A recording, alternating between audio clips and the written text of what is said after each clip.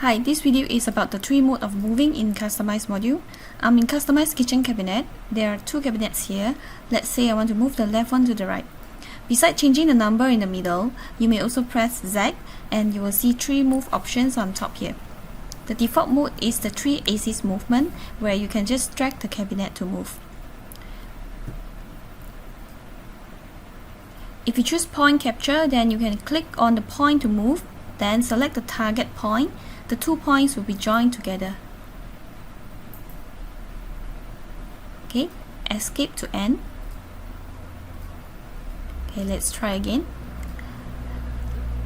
Let's say if I click this point and join to this point.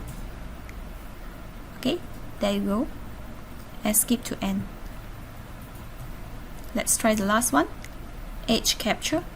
Move your mouse to the edges of the cabinet. Click on the edge and it will be in purple color. Then select the edge of the next cabinet to join. Done. Escape to end. And that's the end of the video. Thank you.